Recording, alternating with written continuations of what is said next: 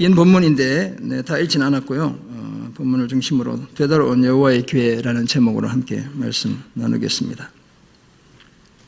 성경은 하나님을 종종 질투하시는 분으로 묘사합니다. 그러니까 이제 하나님을 인간적으로 표현하는 거예요. 벌써 전화가 왔는데 어떡하지? 이대로 맞출 수는 없는데. 신명기 4장 24절에 따르면 우리의 하나님 여호와는 소멸하는 불이래요. 그리고 또 뭐라고 되어 있죠? 질투하시는 하나님이라고 말씀합니다. 카나라는 히브리어가 사용되고 있는데요. 그런데 하나님의 질투는 하나님의 열심, 열정과 같은 개념으로 사용되기도 합니다. 그래서 제임스 패커 목사님은 하나님을 아는 지식이라는 책에서 이런 얘기를 하셨어요. 하나님의 질투는 좌절과 시기와 원한으로 점철된 인간의 질투와는 달리 어떤 것을 가장 값지게 보존하려는 찬양할 만한 열심으로 나타난다. 그러니까 하나님의 질투가 하나님 이 선한 것을 이루시기 위한 하나님의 열심이다. 예를 들면 이렇게 이야기했습니다. 그렇다면 이 하나님의 질투는 하나님의 언약적 사랑의 한 측면에 해당하죠. 사실 우리가 질투하는 것은 어떤 의미에서 보면 사랑하고 있다는 뜻이에요. 질투하시는 하나님은 우리가 극심한 절망에 빠져 그저 손을 놓고 있을 때에도 우리를 위해 일하십니다. 이게 우리 성도로 살아가는 우리의 힘이에요. 나는 넋을 놓고 살아도 하나님이 나를 위해 일하고 계신 거예요. 우리의 구원을 위해 나라를 굳게 세우시고 이사야 9장 7절에 따르면 영원히 정의와 공의로 그 나라를 보존하시는데 뭐가 그렇게 한다고요? 만군의 여호와의 열심이 이것을 이룬대요. 이 열심 앞에 질투 같은 단어입니다. 히브리어로 카나라는 동일한 단어가 사용되고 있어요. 제가 하나님의 열심에 조금 빠져가지고 성탄절날 하나님의 열심으로 성탄절 설교를 준비하려고 하고 있어요. 이 열심, 이 질투로 인해 죄와 사망의 노예로 살아가는 우리 하나님이 마침내 구원해내시죠. 지금까지 우리가 살아오면서 자포자기 상태에 놓였던 적이 사실 한두 번이 아닙니다. 우리 인생에 많은 좌절을 우리가 경험했죠. 절망하는 상태에 우리가 여러 번 놓이기도 했습니다. 스스로 해결할 수 없는 문제 앞에서 한없이 주눅들어야 했던 적도 적지 않습니다. 만약 보이지 않는 하나님의 손이 개입하지 않았다면 우리는 그렇게 절망과 좌절과 포기로 점철된 인생의 급류에 그냥 떠내려가고 말았을 거예요. 하지만 감사하게도 우리 하나님은 질투하시는 하나님, 곧 열심을 내시는 하나님이셔서 우리를 그 절망의 웅덩이에서 건져주셨습니다. 제가 그 증인이에요. 그래서 오늘 우리가 이렇게 같이 예배를 드리고 있죠. 다 하나님의 질투, 또 다른 말로는 하나님의 열심 덕분입니다. 되돌아온 여호와의 교회에 관해 말씀하는 오늘 본문 사무엘상 6장 1절에서 7장 2절을 통해서도 우리는 일종의 하나님의 열심을 발견합니다. 이곳에 이 텍스트 안에 하나님의 열심이라는 단어가 하나도 등장하지 않아요. 그러나 그 속에서 하나님의 열심이 들어있다는 사실을 발견할 수 있어요. 그때 이스라엘은 언약궤를 빼앗겼지만 되찾아올 힘이 전혀 없었습니다. 하나님의 부재 속에 살며 절망의 나날을 보내야 했죠. 지금 어제부터 오늘 지금 아침 사이에 전 세계적으로 가장 큰 뉴스는 가자 지구에 지금 전쟁이 일어난 겁니다. 지금 수천 년 그때 상황이 지금도 여전히 벌어지고 있어요. 지금은 이스라엘이 조금 더 힘이 세가지고 한 대 맞으면 10대를 막 때려주고 이렇게 하는 상황이지만 옛날은 10대를 맞아도 한 대도 못 때려주는 그런 상황이 바로 이 성경 텍스트의 상황이에요. 그러니까 블레셋이 훨씬 더 힘이 강력하던 그런 때였죠. 하나님의 괴는 빼앗겼죠. 하나님 없는 그 하나님의 부재 속에 살며 절망의 나날을 보내야 했습니다. 더구나 하나님이 그런 상황을 방치하시는 것처럼 보이기도 했죠. 하지만 드디어 하나님은 자신의 괴를 되찾아오는 일에 열심을 내셨습니다. 그래서 여호와의 괴, 이 언약 괴는 전쟁, 지금처럼 막 사람들이 죽고 이런 전쟁, 그러니까 스스로 싸워서 전쟁을 통해서 빼앗아온 게 아니에요. 정치적인 협상을 통해서 다시 되돌리는 게 아니죠. 하나님의 보이지 않는 손, 하나님의 열심이 그 괴를 다시 이스라엘 땅으로 되돌려 놓게 되었죠. 이런 내용을 담고 있는 오늘 본문을 통해 우리는 다음 같은 몇 가지 사실을 발견하고 함께 나누려고 합니다. 첫째는 하나님을 놓치지 않아야 합니다. 하나님의 괴가 있다는 것은 하나님이 그곳에 있다는 뜻이에요. 그런데 블레셋은 하나님을 놓쳤습니다. 둘째는 하나님을 시험하지 않아야 합니다. 블레셋은 하나님의 괴를 돌려보내며 하나님을 시험하고 있어요. 큰일 날 일을 하고 있는 거예요. 끝으로 이 하나님을 제대로 모셔야 합니다. 하나님의 괴를 돌려받았지만 베스메스 사람들은 제대로 모시지 못해 더 많은 사람이 죽게 되는 거예요. 오늘 우리가 본문을 통해 그 사실을 함께 찾아보겠습니다. 사무엘상 5장에 따르면 블레셋이 섬기던 다곤의 신상은 여호와의 궤 앞에 처참하게 나뒹굴었습니다. 지난주 설교 못 들으신 분은 이제 집에 가서 인터넷을 들으시면 돼요. 그러면 어떻게 됐는지가 다 나와 있어요. 그 이유는 이스라엘의 패전을 외면하셨던 여호와께서 이제 스스로 열심을 내시며 자신의 일을 시작하셨기 때문입니다. 거기에 막 이스라엘 사람들이 가서 막 신상을 넘어뜨리고 이런 게 전혀 아니에요. 하나님의 손, 하나님의 열심히 작동했던 거예요. 여호와의 궤가 거쳐가는 블레셋의 성읍마다 여호와의 손이 엄중함을 더했죠. 그래서 오늘 본문도 보면 여호와의 손, 하나님의 손이 언급되고 있어요. 독종으로 인해 많은 사람이 목숨을 잃었고 살아남은 사람도 극심한 고통에 시달려야 했습니다. 튜머라고 말씀드렸죠. 암과 같은 그런 종기가 몸에 생겨서 고통스러워하는 그런 장면이 담겨 있어요. 결국 저들은 하나님의 궤를 그 있던 것으로 돌려보내기로 결정했습니다. 자포자기 상태였던 이스라엘 백성들은 속수무책이었죠. 그 궤를 찾아올 힘이 없는 거예요. 하지만 하나님께서 스스로 열심을 내셨기 때문에 그 궤가 원래 있던 자리로 되돌아오게 되었던 것입니다. 이런 이해를 바탕으로 우리는 되돌아온 여호와의 궤에 대해 말씀하는 오늘 본문을 통해 다음과 같은 몇 가지 사실을 발견합니다. 먼저 하나님을 놓치지 않아야 합니다. 이스라엘과의 전쟁에서 승리한 블레셋의 불행은 하나님의 궤를 빼앗긴 했지만 정작 그 궤의 진짜 주인이신 하나님을 놓쳤다는 사실이 있습니다. 오늘 본문 1절에 따르면 여호와의 궤는 블레셋 사람들의 지방에 무려 7달을 있었죠. 그 사이에 블레셋의 여러 도시들을 떠돌아야만 했습니다. 그때 블레셋은 그 궤를 어떻게 다루어야 하는지에 대한 올바른 지식이 전혀 없었고 따라서 도시를 옮겨갈수록 재앙이 점점 더 심해지는 그런 형국이었습니다. 결국 저들은 자신들의 종교 지도자들을 부르죠. 제사장, 복술자, 이제 점쟁이들을 이야기하는 겁니다. 저들을 불러 모아 우리가 여호와의 궤를 어떻게 할까? 그것을 어떻게 그 있던 것으로 보낼 것인지 우리에게 가르치라고 요청했습니다. 그러자 제사장들과 복술자들이 말하죠. 이스라엘 신의 궤를 돌려보내려거든 거저 보내지 말고 그에게 속건제를 드리면 병도 낫고 그 심판의 손을 자신에게서 옮기지 않는 이유도 알게 될 것이다 라고 말합니다. 이 속건제, 속죄제, 화목제 여러 제사가 있잖아요. 특별히 속건제는 하나님의 성물에 대해 죄를 범했거나 또는 이웃에게 해를 끼친 죄를 속하기 위해 드리는 제사예요. 그래서 이 속건제에는 배상을 해야 되는 그런 시스템이 같이 붙어 있습니다. 그러자 사람들이 무엇을 이스라엘 신에게 속건제의 제물로 드려야 할지를 묻죠. 그러니까 배상을 해야 된다고 생각하기 때문에 어떤 제물을 드려야 하는지를 묻는 겁니다. 그들이 블레셋 사람의 방백의 수효대로 금독종 5, 금쥐 5마리, 그러니까 그런 형상으로 만든 금덩어리여야 한다는 거예요. 왜냐하면 통치자나 백성들에게 내린 재앙이 같았기 때문입니다. 이 재앙이 지비고하, 빈부격차를 막론하고 모든 사람이 당하는 재앙이었다는 거예요.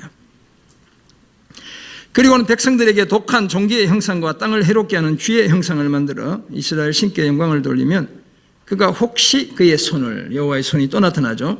너희와 너희의 신들과 너희 땅에서 가볍게 하실 수도 있다고 말했습니다. 그러니까 지난주도 말씀드렸지만 이 독한 종기가 쥐 때문에 생긴다고 이 사람들이 생각하는 거예요.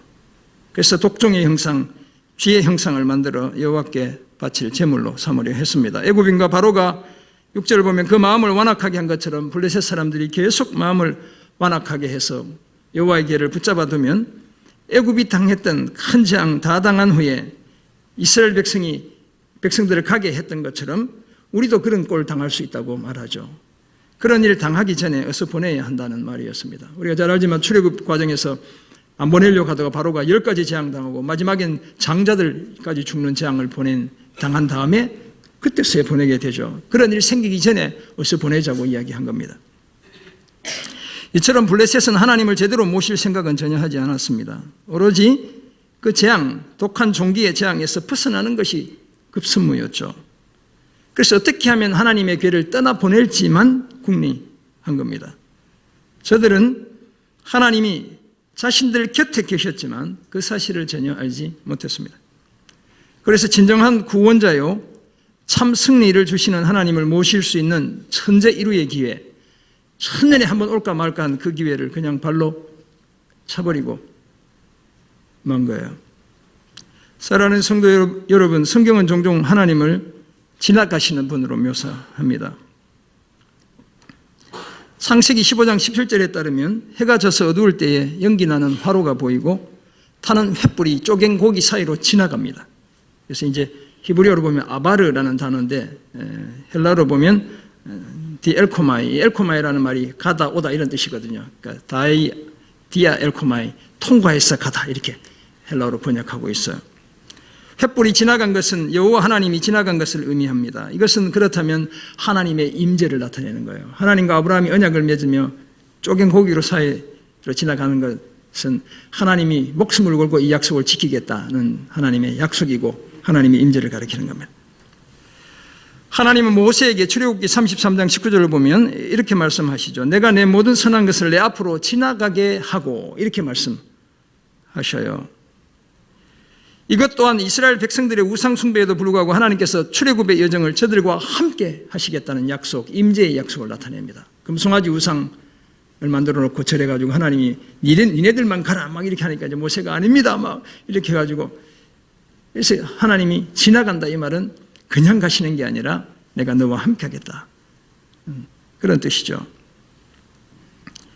여호와 하나님은 여호와 앞에서 산에 선 엘리야 앞도 지나가셨대요. 지금 열왕기상 19장 11절 보면 이 산은 호렙산을 가리키고 그 호렙산에 선 엘리야 앞을 지나가셨어요. 여기 지나가다는 말도 아바르예요. 그 곁을 지나갔다. 파렐코마이라는 단어가 70인경에 보면 사용되고 있어요. 그냥 지나가신 것이 아니죠. 엘리야를 만나러 하나님이 찾아오신 거예요. 그런데 지나갔다는 표현, 아바르라는 표현을 사용하고 있어요. 이처럼 아브라함도 모세도 엘리야도 다 지나가시는 하나님을 만났기 때문에 하나님의 보호와 인도하심을 경험할 수 있었습니다. 하루는 예수님이 맞바람이 불어 제자들이 힘겹게 노젓는 것을 보시고 밤 4경 즈음에 바다 위로 걸어서 그들에게 오셨죠. 그리고 어떻게 마지막에 표현되어 있죠? 지나가려고 하시네 이렇게 표현되어 있어요. 밤 4경은 요즘 시간으로 새벽 3시부터 6시까지예요. 그러면 제자들이 밤새도록 맞바람 맞으며 노젓는 걸 주님이 다 보고 계시고 그 새벽에 이제 제자들에게 오셨는데 성경의 저자가 주님이 지나가시려 하셨다 이렇게 표현하고 있는 거예요.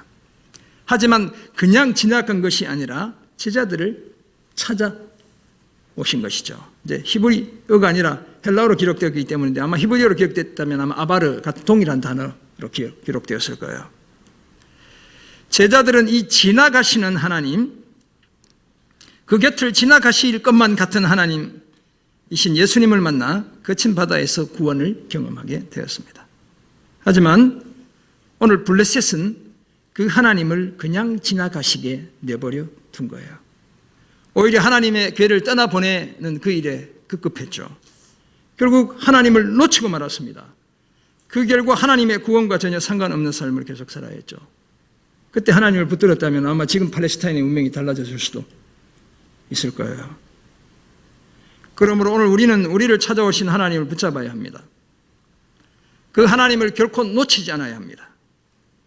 절대로 그냥 지나가시도록 수수방관하지 않아야 합니다. 하나님의 뜻대로 살기 힘들다고 해서 온갖 세상적인 방법을 다 동원해 하나님으로부터 멀어지려 하지 않아야 합니다. 내 뜻대로 되지 않는다고 해서 하나님으로부터 멀어지려 하지 않아야 하는 거예요. 오히려 내 삶의 중심에 찾아오신 하나님을 만나야 하고 그 하나님 붙잡아야 합니다. 그래야 하나님이 열어가시는 삶에 열리는 거예요. 우리를 찾아오신 하나님을 놓치지 않고 반드시 붙잡아 하나님의 인도와 보호하심을 늘 경험하는 그런 우리 모두가 되기를 주의 이름으로 축원합니다. 아멘. 오늘 본문에서 발견하는 두 번째 사실로 하나님을 시험하지 않아야 합니다. 우리는 은연중에 이런 엄청난 일을 사실 저지르며 살아가요. 블레셋의 제사장과 복술자들은, 점쟁이들은 여호와의 궤를 이스라엘로 돌려보내며 하나님을 시험하려 했죠. 하나님을 테스트하는 거예요. 이분이 진짜 하나님인지, 이분이 능력이 있는지, 정말 역사를 주관하는지 시험해 보려고 하고 있어요. 그들은 새 수레 하나를 만들고 멍에를 메어보지 않은 젖나는 소 2마리를 끌어다가 수레를 메우고 그 딸린 송아지들은 떼어 집으로 보내라고 말했죠. 이제 어떻게 보내야 할지를 이제 종교 지도자들이 지시해 주는 거예요, 블레셋에. 그런 다음 여호와의 궤를 가져다가 수레에 싣고 속건제로 드릴 금으로 만든 물건들, 독종의 형상으로, 주의 형상으로 만든 물건 상자에 담아 궤 곁에 두고 소가 끄는 수레를 보내어 가게 하라고 말하죠. 지금 보면 소달구지잖아요. 수레 우리말로 하면 끄는 사람이 없어요. 이제 소 2마리는 한 번도 끌어본 적이 없어요. 그런 소들에게 달구지를 맡기고 제대로 가는지 한번 지켜보자, 이렇게 이야기하는 거예요. 보고 있다가 만일 괴가 그 본 지역 길로 올라가서 베스메스로 가면 자신들의 재앙이 이스라엘의 신이 내린 것이고, 그렇지 않으면 자신들을 친 것이 여호와의 손이 아니고, 여호와의 손 또 나타나죠. 우연히 당한 줄로 얘기를 했습니다. 우리에게 이 지금까지 당했던 이 모든 어려움은 그냥 어쩌다 보니까 재수가 나빠가지고, 운이 나빠가지고 그냥 생긴 거야, 이렇게 생각하려고 한 거예요. 블레셋 사람들이 그같이 하여 젖나는 소들을 끌어다가 수레를 메우고 송아지들은 집에 가두죠. 여호와의 궤와 금쥐, 독종의 형상을 담은 상자 수레 위에 같이 싣습니다. 수레를 끄는 암소들이 베스메스 길로 바로 행하여 대로로 가며 갈 때에 울면서 가죠. 하지만 좌우로 치우치지 않습니다. 블레셋 방백들이 베스메스 경계선까지 따라갔다고 말하죠. 혹시나 이 소들이 똑바로 안 가고 되돌아오기를 기대하며 계속 따라가는 거예요. 이처럼 블레셋 사람들은 하나님을 시험하려 했습니다. 그토록 극심한 고통을 당했고 궤를 보내기로 결정까지 했지만 그들은 지금까지 자신들이 당한 그 고난이 그저 우연이기를 바랬습니다. 저들은 궤를 실은 수레가 이스라엘 땅으로 똑바로 올라가야만 모든 재앙이 여호와의 손에서 나온 것으로 인정하려 했죠. 그렇지 않으면 자신들이 당한 이 독종의 어마무시한 재앙이 다 우연이라는 것이었습니다. 그것을 확인하기 위해 자기들이 원하는 결과가 도출될 수 있는 방법들을 쓰죠.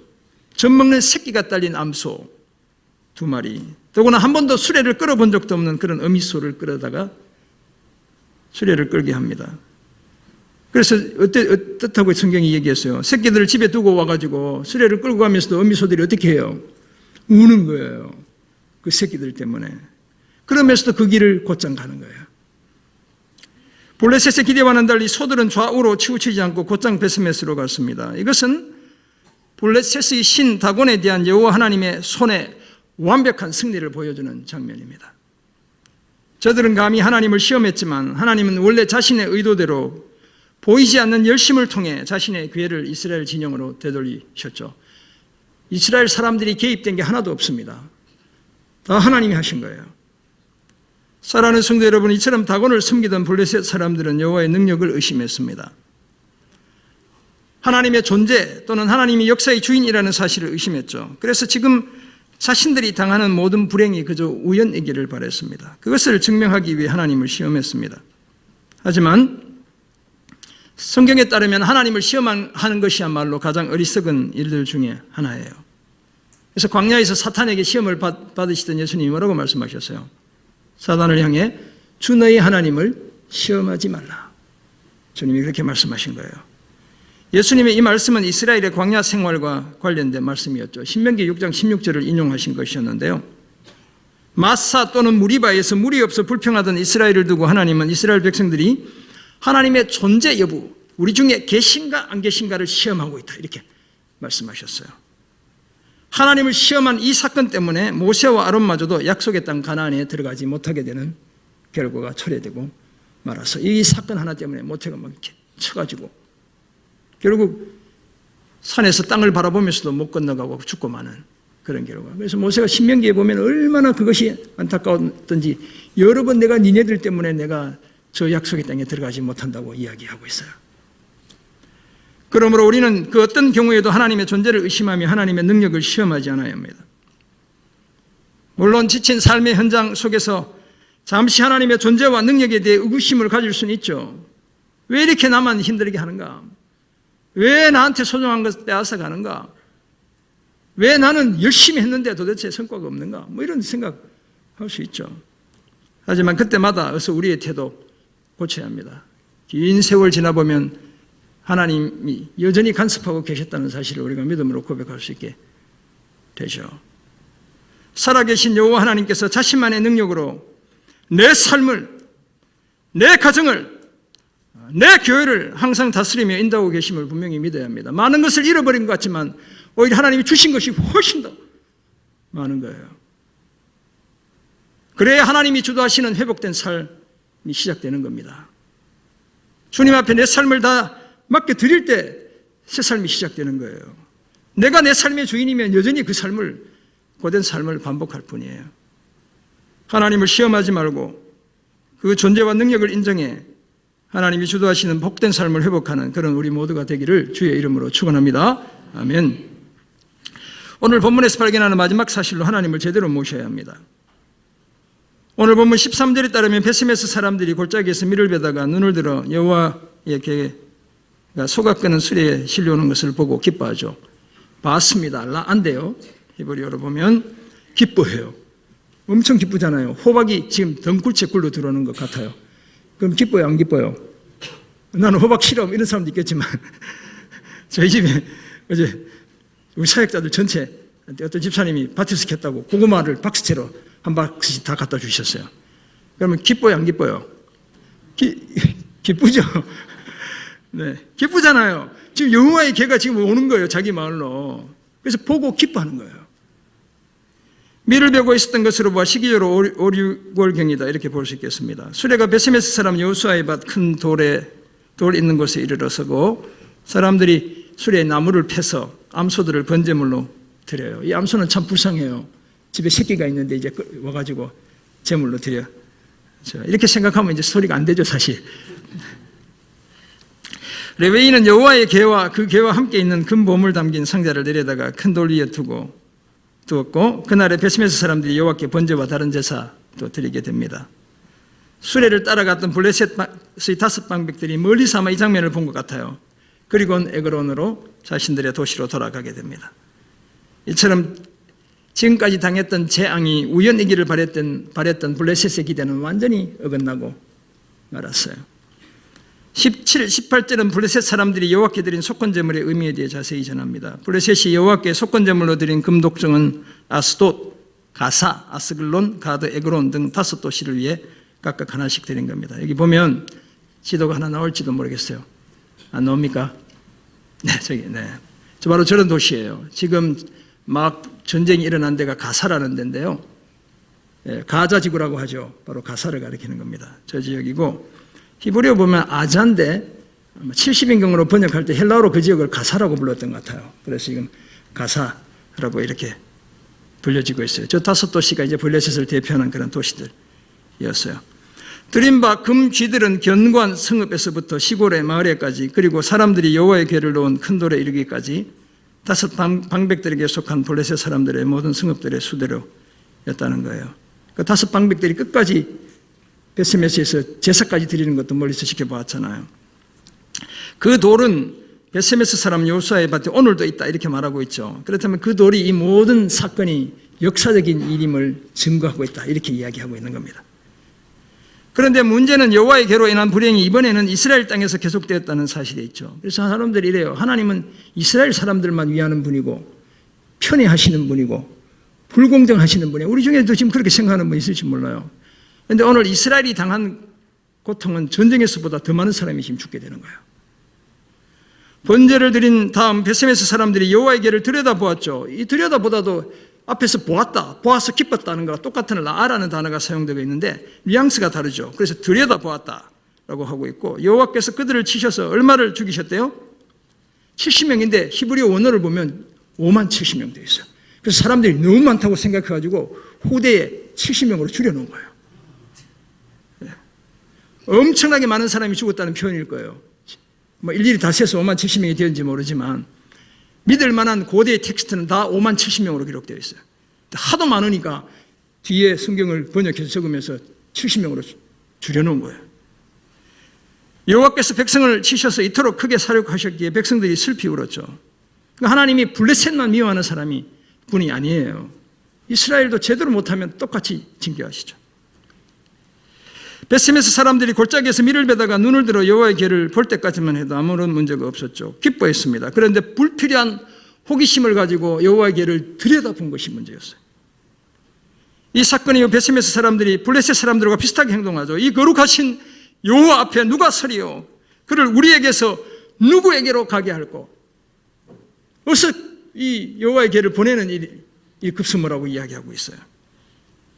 전령들을 기럇 여아림 주민에게 보내 블레셋 사람들이 여호와의 길을 도로 가져왔으니 너희는 내려와서 그것을 너희에게 옮겨가라 라고 말합니다.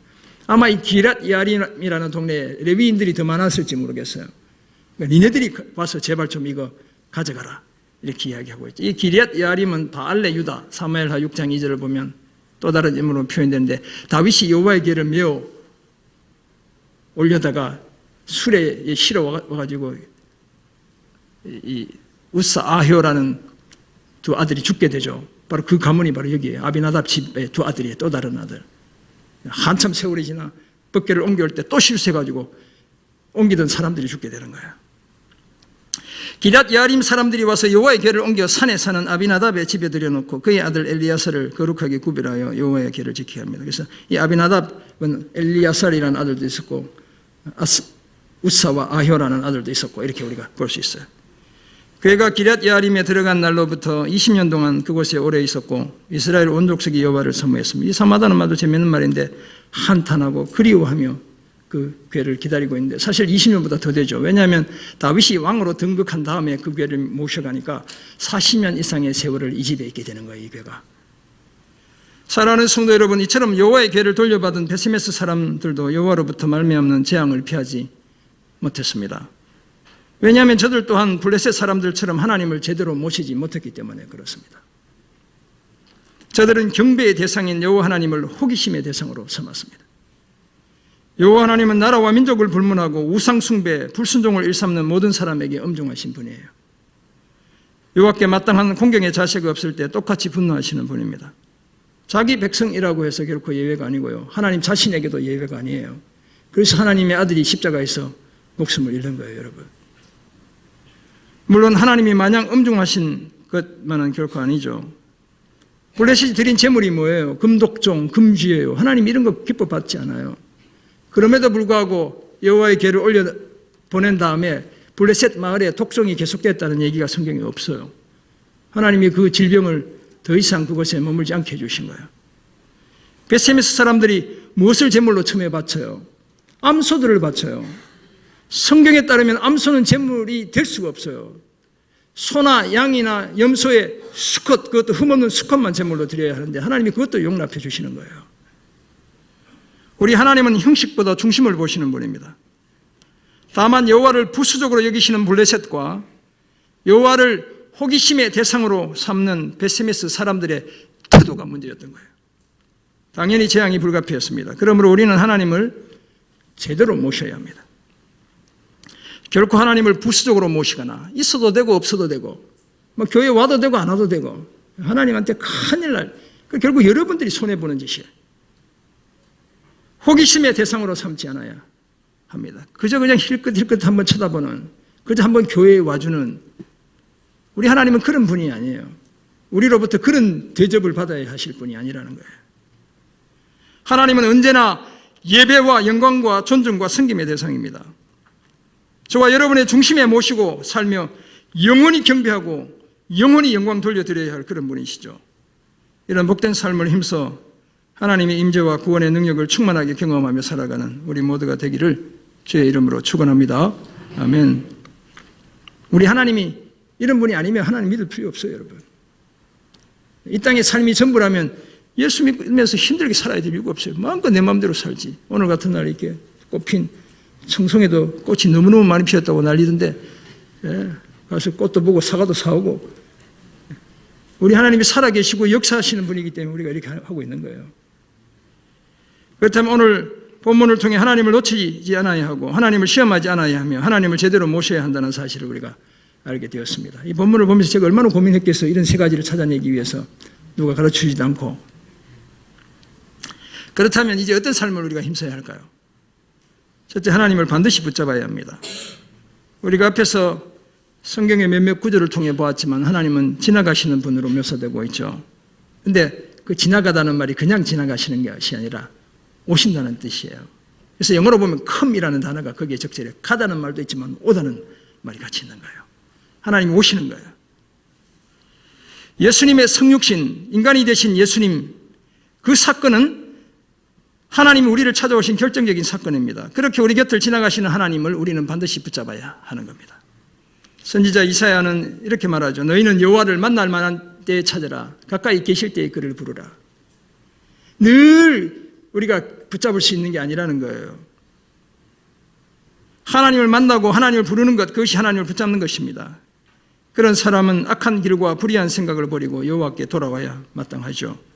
이 사실 명심하고 오늘도 우리 곁을 지나가시는 하나님 붙잡는 그런 우리가 되어야 할 줄 믿습니다. 아멘. 두 번째 적용점, 영적 출애굽을 계속해야 합니다. 오늘 본문이 여호와의 괴가 블레셋으로부터 벗어나는 것을 일종의 영적 출애굽으로 묘사하고 있어요. 그래서 블레셋의 종교 지도자들이 출애굽에 대한 이야기를 하고 있는 거예요. 저들이 금을 바친 것도 예물을 바친 것과 같은 거예요. 그들이 드린 금독종, 금지는 애굽인들이 이스라엘 백성들에게 주었던 각종 재물을 상징합니다. 하나님이 출애굽의 그 과정 속에서 재앙이 끝나고 니네들이 갈 때 애굽 사람들이 니네들한테 금은 예물을 줄 것이다. 그걸 받아갈 것이다. 이렇게 얘기하고 실제 받아서 나오게 되는데 바로 그 장면을 연상시킨다는 거예요. 더구나 여호와께서 이루시는 출애굽에는 엄청난 하나님의 약속이 담겨 있죠. 제가 그래서 어릴 때 이 약속을 너무너무 좋아했어요. 하나님이 앞으로 내 삶에 이런 일들을 이루시겠구나. 그리고 지금 고백할 수 있어요. 하나님이 그렇게 하셨다고. 순종하는 자에게 젖과 꿀이 흐르는 약속의 땅을 주신다 그러죠. 그 땅에 뭐가 있습니까? 건축하지 않는 도시들이 있다는 거예요. 자신들이 채우지도 않은 온갖 보물이 가득한 집이 있대요. 심지도 않았던 그 과일나무의 과실들 주렁주렁 달려 배불리 먹게 해주시겠다는 거예요. 하나님의 약속의 땅에 들어갈 때 가능한 삶을, 하나님 안에 살아갈 때 가능한 삶을 하나님이 이야기하고 계시죠. 그런데 이런 사실에도 불구하고 우리가 여전히 떠나지 못하고 있는 여러분이나 저의 애굽이 아직도 있지는 않습니까? 그렇다면 더 이상 머물지 말아야 할 그곳에서 한시라도 빨리 떠나야 하는 겁니다. 그러기 위해 구원하시는 하나님의 손에 도움을 늘 구해야 합니다. 그래야 오늘 우리도 젖과 꿀이 흐르는 땅을 차지하는 약속의 사람들이 될 수 있습니다. 죄와 허물의 종로로 타는 자리에서 벗어나 축복의 땅에 들어가는 영적 출애굽을 날마다 이루는 그런 우리가 되기를 주의 이름으로 부탁드립니다. 아멘. 열심 또는 열정을 나타내는 말 중에 패션이라는 단어가 있습니다. 우리가 뭐 열심히 하면 enthusiasm 뭐 이런 어려운 단어도 있긴 하지만 그러나 이 패션은 이제 긍정적인 의미, 부정적인 의미 다 욕망 뭐 이런 잘못된 열심도 이제 패션이다 이렇게 이야기하기 때문에요. 그런데 이 말에는 이 패션이라는 이 말에는 파시오라고 하면 고난을 당하다라는 뜻이 있어요. 라틴어로 고난, 순환이라는 의미가 이 속에 담겨 있습니다. 그래서 주님의 그리스도의 고난, 그리스도의 순환을 이야기할 때 The Passion of the Christ라고 하는 겁니다. 그래서 영화의 제목, 멜 깁슨이 만들고 조연한 영화의 제목이 바로 The Passion of the Christ죠. 하나님의 아들이신 예수님이 조롱을 당하시고 그 몸이 채찍에 찢기시고 손과 발에 못이 박혀 숨을 거두시고 죽은 뒤에 창에 옆구리가 찔리시고 무덤에 묻히신 것, 주님의 순환입니다. 패션입니다. The Passion of the Christ죠. 이처럼 하나님의 열정에는 하나님의 고난이 내재되어 있습니다. 하나님은 우리의 구원을 이루시기 위한 자신의 열정, 곧 열심 때문에 하나밖에 없는 아들을 십자가에 못 박는 아픔까지 참으셔야만 했죠. 예수님은 인류의 구원을 위한 하나님 아버지의 열심 때문에 성육신하셔서 인간의 삶을 사시고 인간의 몸으로 죽는 고난을 친히 당하셨습니다. 이런 하나님의 열심이 블레셋 땅에 있던 여호와의 괴를 이스라엘 땅으로 되돌아오게 한 것입니다. 영적 무법지대에 살아가던 저와 여러분을 하나님의 집이요 은혜의 동산인 이 교회로 옮겨주신 거예요. 고난이 수반된 하나님의 열심, 하나님의 열정이 그렇게 하신 거예요. 사랑하는 성도 여러분, 그러므로 이제 우리는 우리에게 다가오신 하나님 놓치지 않아야 합니다. 또한 그 하나님 시험하지 않아야 하고요. 오히려 하나님 제대로 모셔야 될 줄 믿습니다. 이 사실을 알기 때문에 우리 곁을 지나가시는 하나님 반드시 붙잡아야 합니다. 거기에다 하나님 손 의지하고 오늘도 영적 출애굽 계속 해나가야 되겠습니다. 이런 복된 삶을 힘써 하나님의 충만한 임재와 회복된 삶을 늘 경험하며 살아가는 그런 우리 모두가 되기를 주의 이름으로 축원합니다. 아멘. 기도하겠습니다. 사랑의 주님, 오늘 주신 은혜의 말씀을 기억합니다. 지나가시는 그 하나님, 그저 놓치지 않게 하시고 그 하나님 시험하지 않게 하시며 그 하나님 제대로 모시고 살아가는 그런 우리 모두 되게 은혜 더해 주옵소서. 감사드리며 예수님의 이름으로 기도합니다. 아멘.